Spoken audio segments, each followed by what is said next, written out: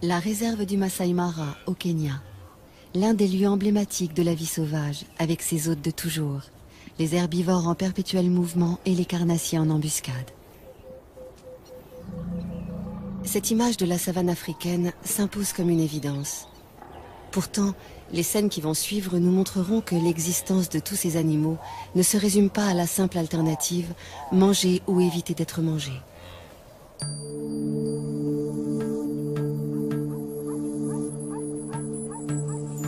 Le jour se lève sur le Masai Mara, une savane arbustive qui s'étend sur 1500 km², près de la frontière de la Tanzanie. La réserve doit sa renommée à l'impressionnante migration des gnous, qui fuient chaque année la sécheresse des plaines tanzaniennes.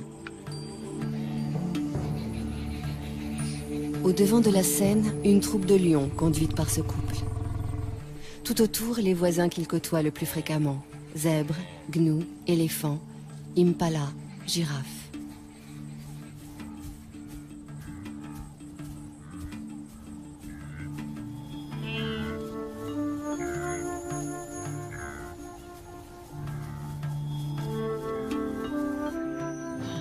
Les amours de ces deux lions constituent à eux seuls une pièce en plusieurs actes.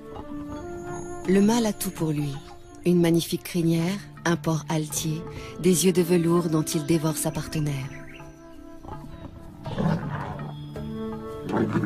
Mais elle se fait prier. C'est son rôle. Et celui du mâle est pour l'instant de la suivre comme son ombre.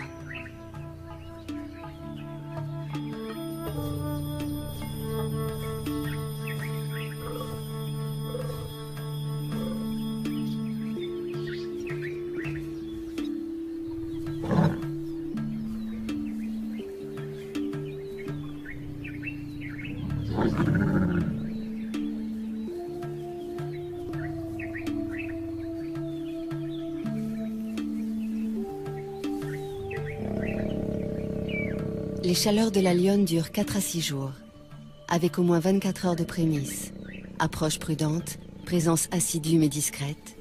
D'ici à ce qu'elle consente, le mâle devra faire preuve d'une patience héroïque.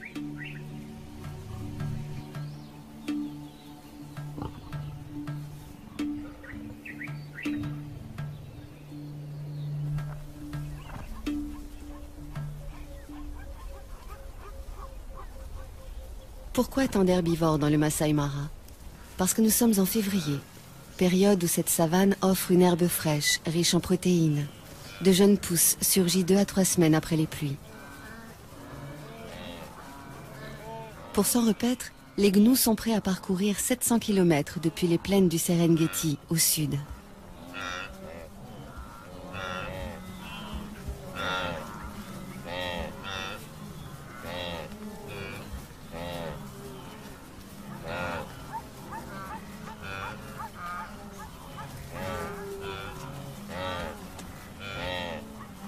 Les zèbres font le voyage eux aussi, en bonne compagnie avec les gnous.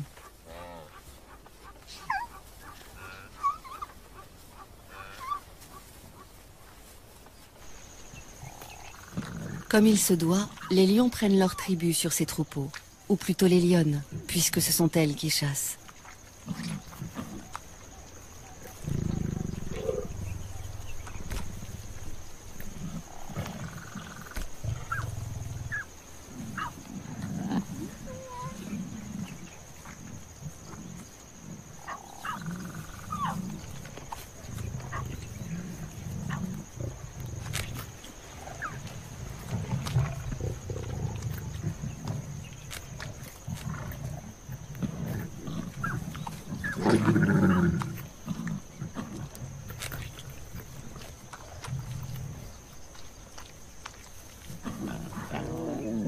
Entre les lionnes, il n'y a pas de préséance.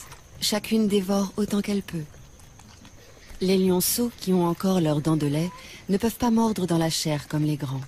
Si on les a conviés au festin, c'est pour éviter de les laisser seuls sans surveillance. Et aussi pour les familiariser avec l'odeur du sang, éveiller leur instinct de chasseur.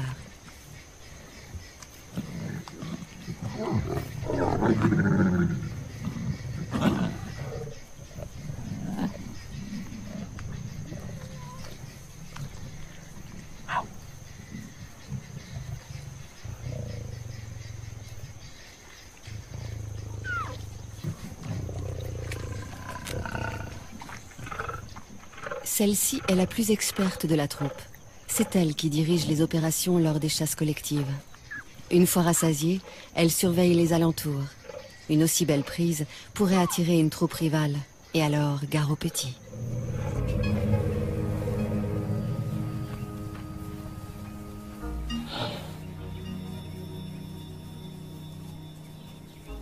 Marcher des jours, des semaines pour trouver les bonnes plantes, c'est le lot de tous les herbivores du Masai Mara. Les éléphants choisissent de se déplacer au petit matin pour éviter les grosses chaleurs. Quel ennui, ces longues traversées pour des adolescents toujours prêts à jouer.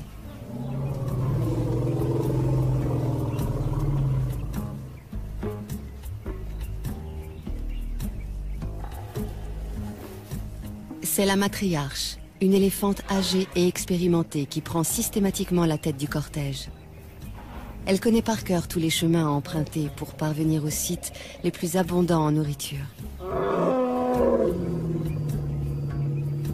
Elle tolère de loin en loin une récréation. Les jeunes en ont besoin pour s'exercer aux grandes bagarres de l'âge adulte. Mais lorsqu'elle estime qu'il est temps de repartir, personne ne s'attarde. Enfin, presque personne. Cet éléphanteau n'arrivait pas à sortir de sa sieste et il a fallu le secouer un peu.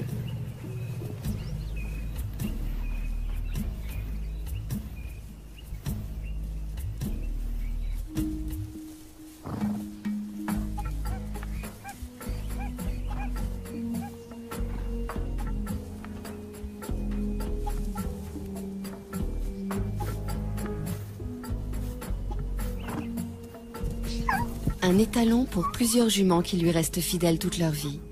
Les petits harems que forment les zèbres de Burchell vivent plutôt harmonieusement, avec juste les querelles d'usage. Du moins tant que ces différentes familles peuvent s'isoler les unes des autres. Mais à l'époque des migrations, surtout si elles coïncident avec celle des amours, la promiscuité génère de violentes rivalités entre les adultes.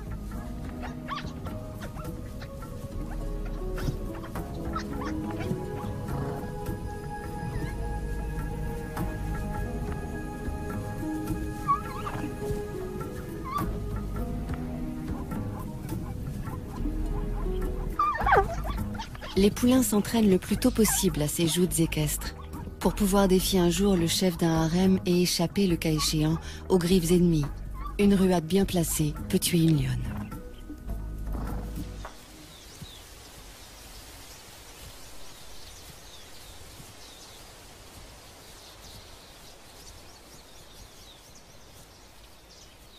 Quand on a la tête perchée à plus de 5 mètres du sol, on repère facilement les dangereux carnivores. C'est l'un des avantages de cette morphologie insolite. L'autre étant de pouvoir atteindre les sommets des arbres inaccessibles aux herbivores lambda.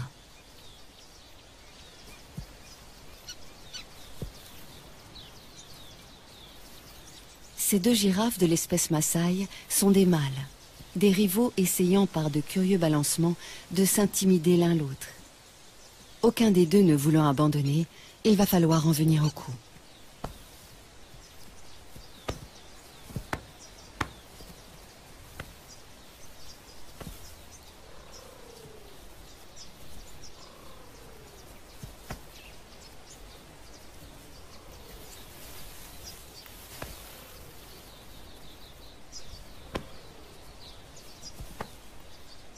Dire qu'avec ces mêmes gestes, en plus lents et plus doux, un couple de girafes peut se faire la cour.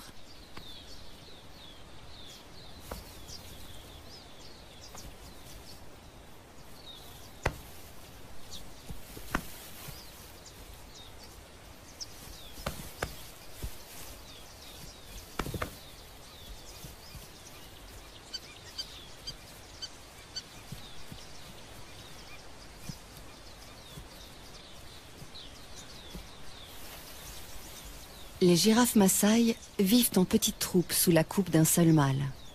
Le but de ces duels, aussi violents soient-ils, n'est pas de blesser l'adversaire, mais d'établir qui est le plus fort, qui pourra prétendre à la place de chef le jour venu.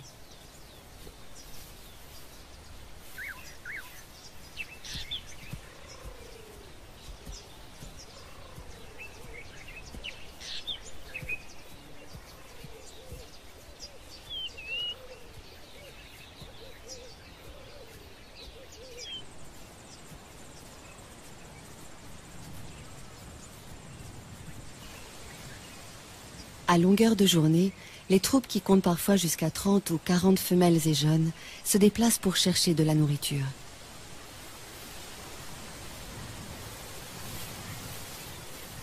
Leur plante préférée, l'acacia, qui à lui seul leur apporte toutes les vitamines voulues.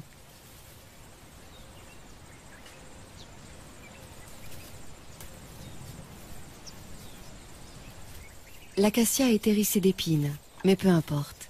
Les girafes ont la bouche totalement insensible et la langue assez souple pour détacher les feuilles sans s'égratigner.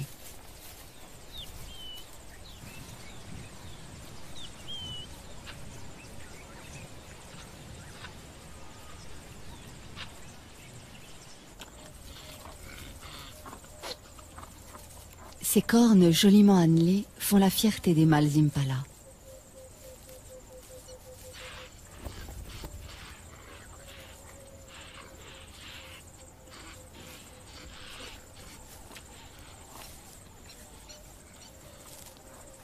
Elles peuvent mesurer jusqu'à 80 cm et ont un pouvoir de séduction qui ne laisse aucune femelle indifférente.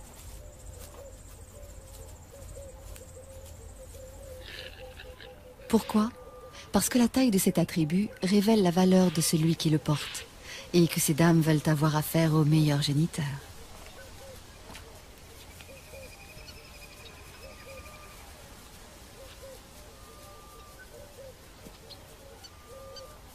À la saison des amours, le mâle dominant s'approprie un vaste territoire. Les femelles qui traversent son fief sont à lui et il repousse quiconque essaie de les approcher. Une tâche exténuante, surtout que ces harems de 100 femelles ou plus attirent de nombreux prétendants fortement motivés.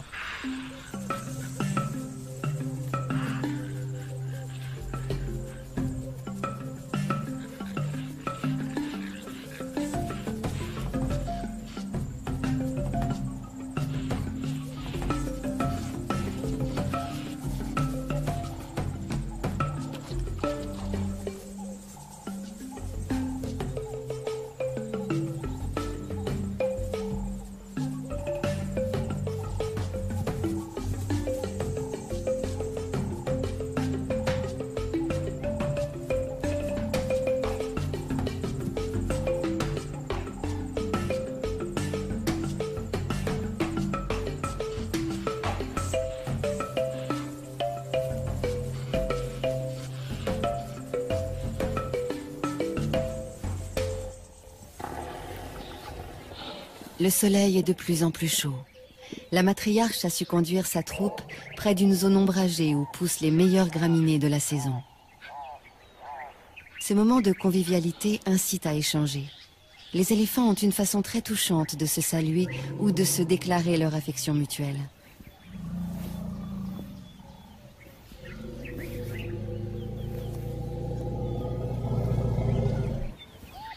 Quel extraordinaire outil que cette trompe!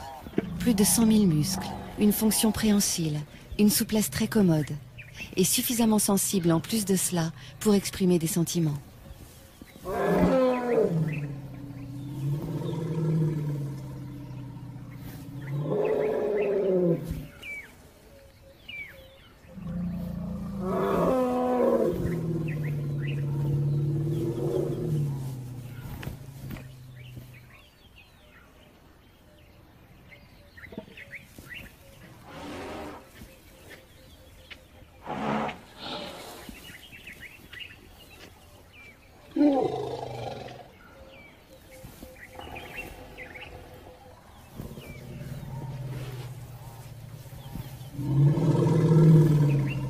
Lors de ces pauses, les éléphanteaux restent constamment sous bonne garde. Ceux qui ne sont pas encore en âge de brouter en profitent pour s'offrir une petite tétée. Ils y ont droit jusqu'à 3 ou 4 ans. L'autonomie commence bien plus tôt pour les petits impalas. Ils ne sont allaités que pendant 5 mois, après quoi ils doivent brouter comme les adultes et surtout être capables de suivre le mouvement du troupeau. Par contre, pour avoir un territoire à eux, les jeunes patienteront jusqu'à l'âge de 4 ans. Ce temps d'attente se passe au sein de la harde.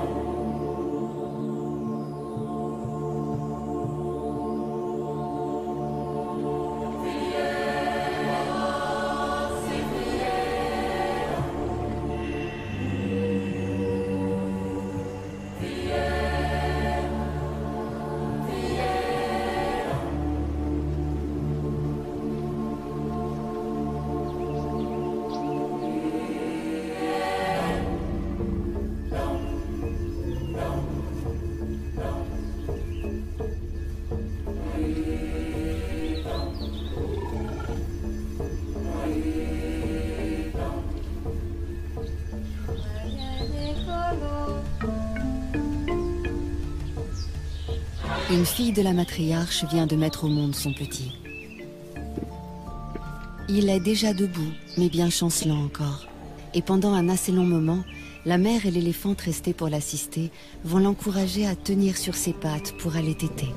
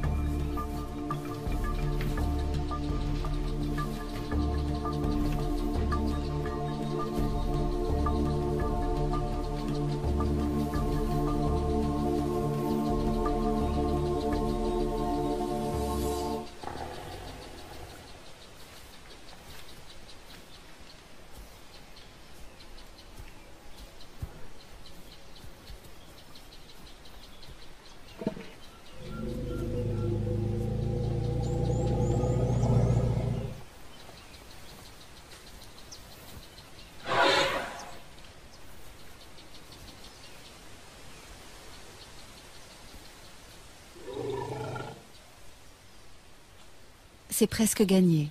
Qu'il tète goulûment et il aura trouvé la force de vivre. Il grandira entouré de sa mère et de ses auxiliaires d'éducation. Tante, marraine, grande sœur.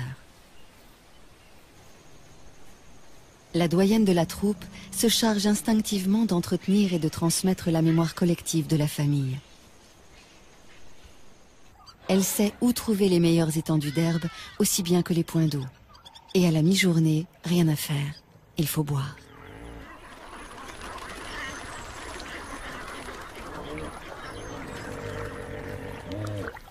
Ce ne sont pas 3 hippopotames somnolents qui vont les empêcher de se désaltérer.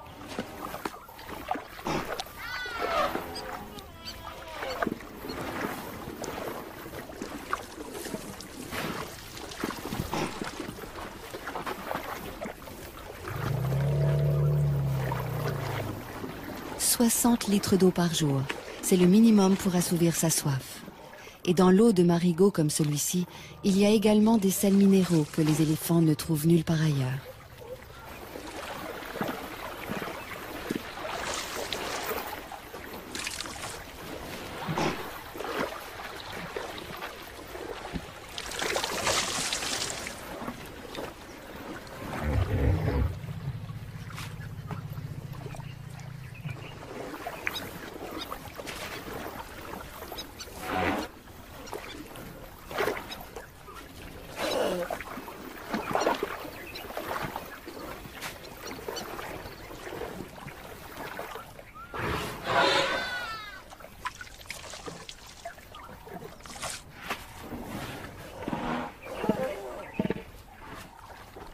Les mares sont non seulement des abreuvoirs, mais aussi des points fixes où les mâles solitaires peuvent reprendre contact avec la troupe pour éventuellement s'accoupler avec des femelles.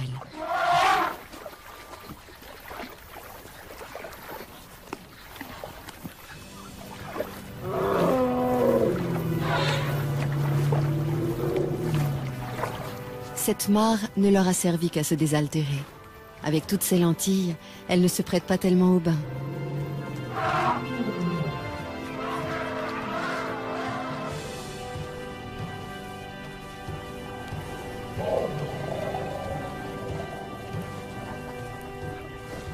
Le bain est indispensable pour éliminer les poux qui s'incrustent dans les replis de la peau. Bain classique dans l'eau, bain debout, tout aussi radical pour asphyxier les parasites, ou encore une douche de gadou.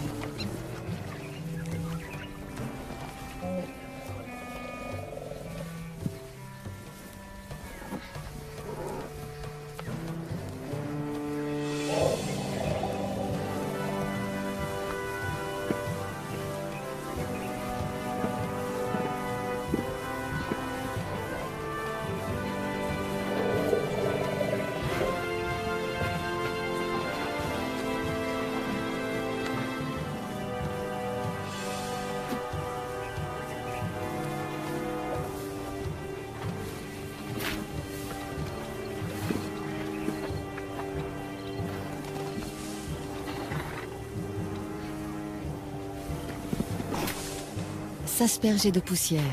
Autre technique pour se débarrasser des bestioles qui vous harcèlent.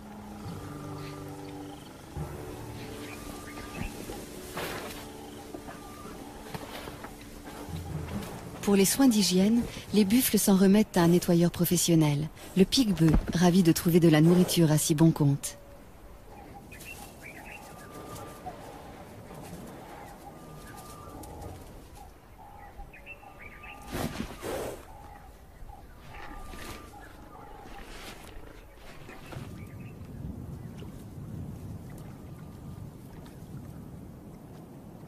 Une sentinelle dans un drôle d'uniforme. Le jabiru du Sénégal, cousin des cigognes.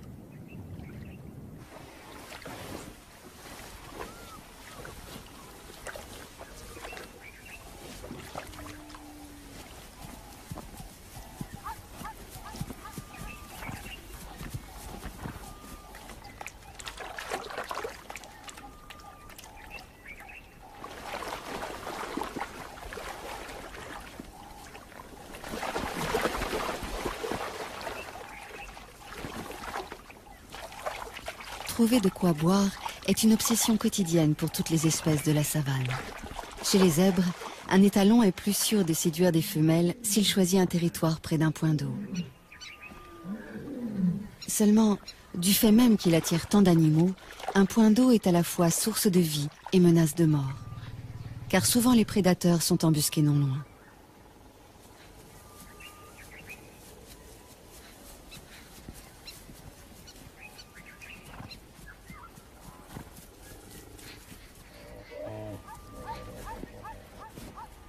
Se rassembler, faire bloc, c'est la meilleure des défenses. Surtout ne jamais s'isoler du troupeau, les chasseurs n'attendent que cela.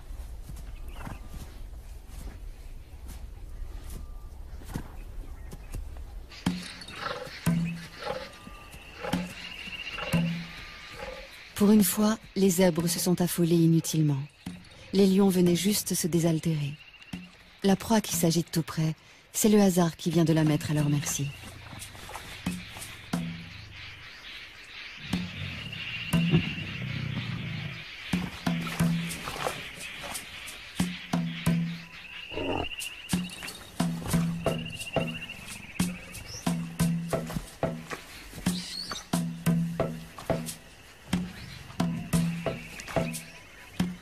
Le jeune mâle aussi a du mal à se dépêtrer de la vase.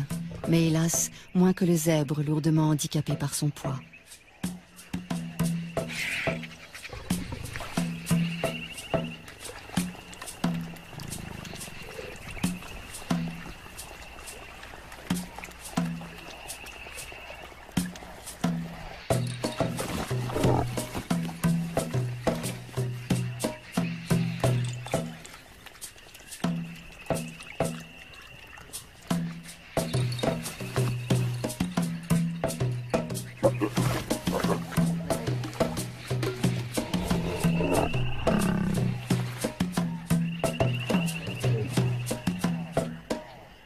Il aurait besoin d'aide pour la mise à mort, mais les autres semblent hésiter à s'engager dans le bourbier.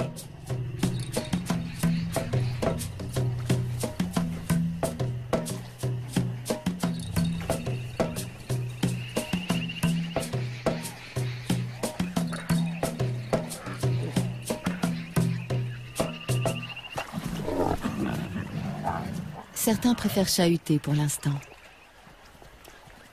Il ne leur reste plus beaucoup de temps pour ces jeux insouciants. À 3 ans, ils seront expulsés de la troupe, priés de se débrouiller seuls et de trouver ailleurs un groupe de femelles à séduire.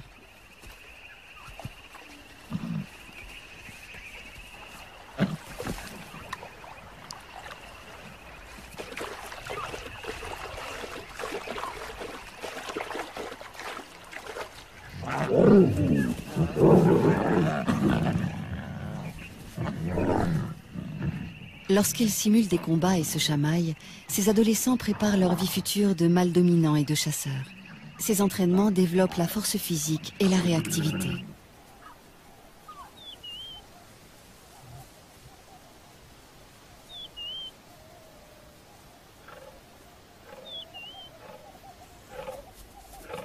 Quand la troupe est occupée ailleurs, une lionne se charge de garder les lionceaux.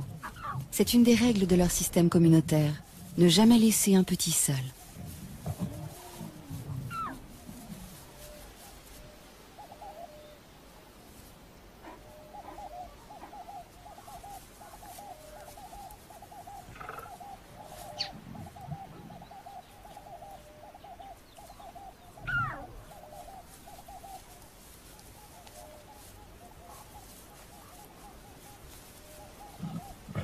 Qu'ils soient les siens ou ceux d'une autre, la lionne les allaite sans aucune discrimination.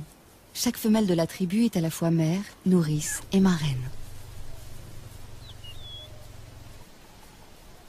Pourquoi faut-il éviter à tout prix de laisser les lionceaux livrés à eux-mêmes?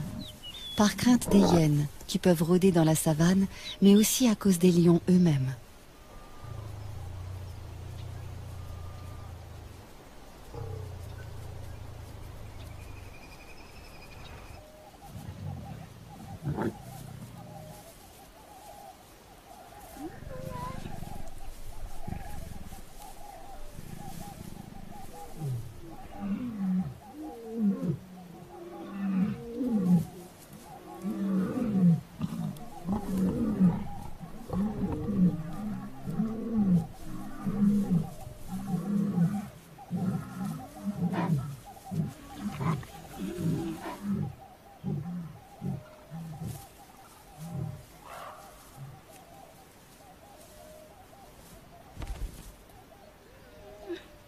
La babysitter est sur ses gardes.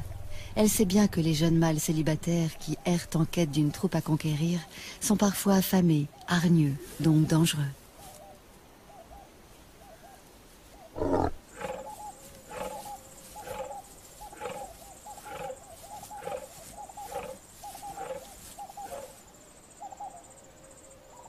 Même lorsqu'il a déjà une ou plusieurs partenaires attitrés, les choses ne sont pas faciles pour un mâle. Le nôtre en est toujours aux manœuvres d'approche. Toutefois, il a bien avancé et peut espérer arriver à ses fins d'un moment à l'autre.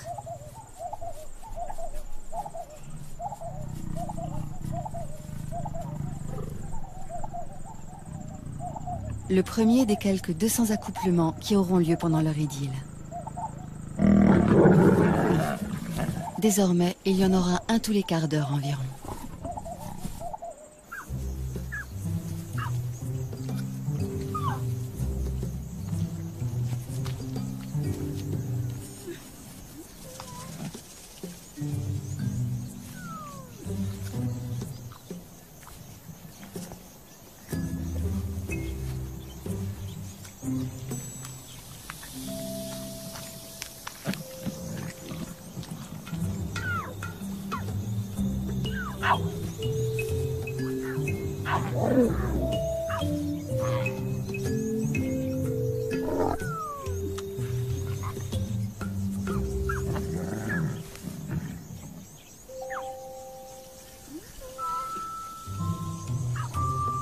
Autour d'une proie, les lionnes n'ont pas la même patience que pendant les longues siestes, les heures où il fait trop chaud pour remuer la moindre oreille.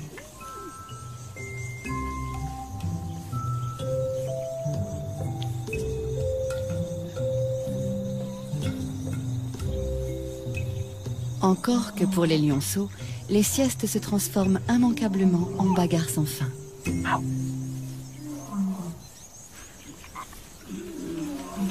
À cet âge déjà, jouer n'est pas seulement s'amuser. Avec les galipettes, les culbutes, les courses-poursuites, les lionceaux apprennent à ajuster leur comportement, à contrôler leurs gestes. C'est ainsi qu'ils établissent leur rapport hiérarchique et leur code.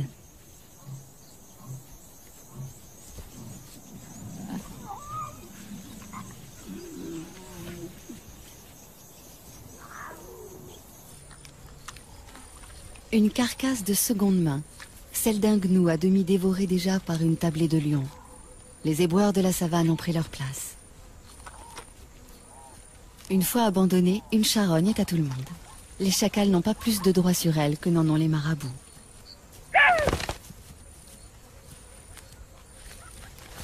Harcelés par les marabouts, les chacals ont préféré s'en aller, mais non sans emporter un magnifique trophée, la queue du gnou.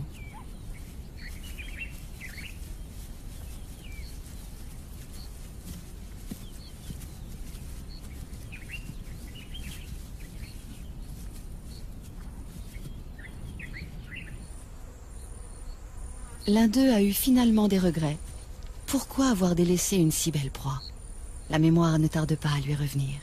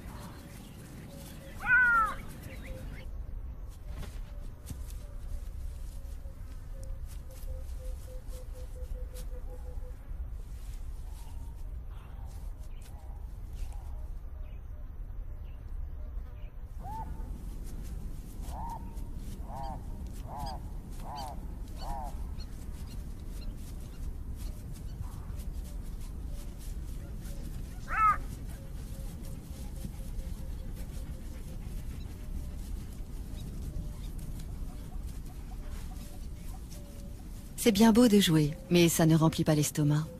Et si l'on ne trouve pas de charogne, que reste-t-il? La chasse.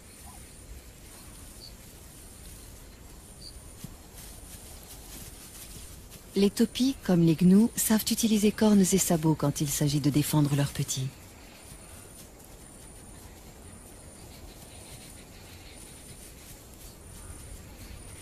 S'attaquer seul à 2 fois plus grand que soi, est-ce bien sérieux?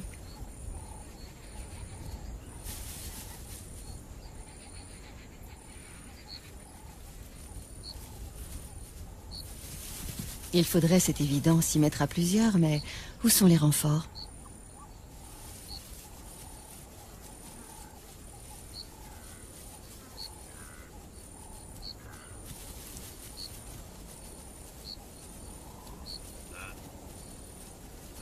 Les voici, mais trop tard. Tous les troupeaux sont en alerte.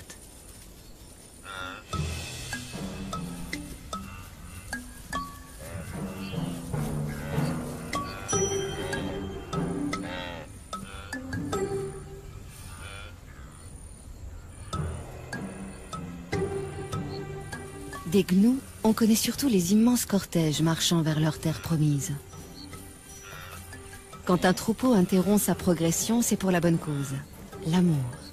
Les mâles, âgés d'au moins 3 ans, cherchent à rassembler autour d'eux le plus possible de femelles. Pour cela, ils font de grandes cavalcades et jouent à se battre, juste pour attirer leur attention.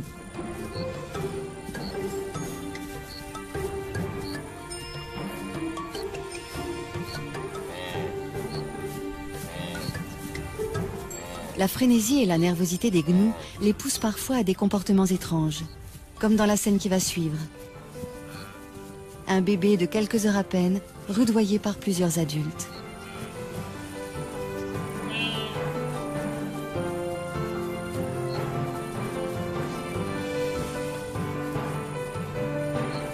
Veulent-ils l'entraîner à courir, pour lui apprendre qu'il faut toujours être prêt à fuir ou à suivre le troupeau sans trébucher? Ce n'est là qu'une hypothèse.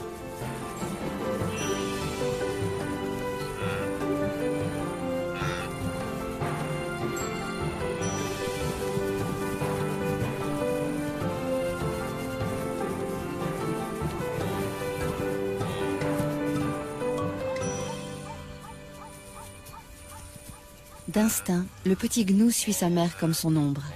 S'éloigner d'elle, surtout quand le troupeau se met en marche, c'est risquer de la perdre. Et mourir à coup sûr car aucune autre ne la remplacera. Une mère gnou n'accepte jamais de nourrir un autre petit que le sien.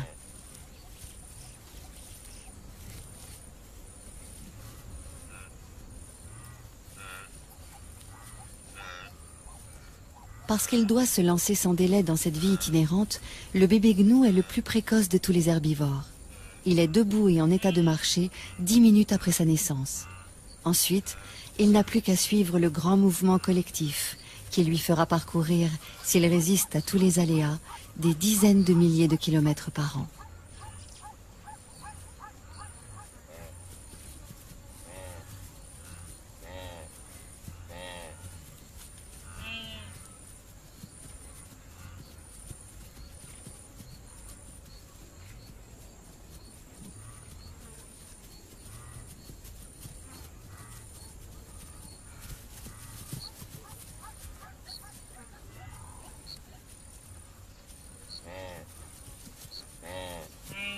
Tous ceux qui parcourent ces plaines herbeuses, que ce soit les gnous en troupeaux denses ou les taupiers et les zèbres beaucoup moins nombreux, tous, excepté les éléphants, ont à craindre évidemment les grands carnivores.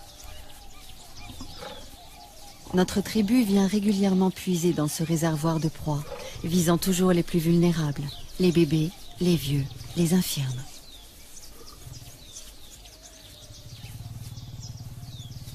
Sans doute les lionnes ont-elles fait bonne chère il y a peu, car la chasse n'est pas à l'ordre du jour. L'humeur est plutôt câline et espiègle.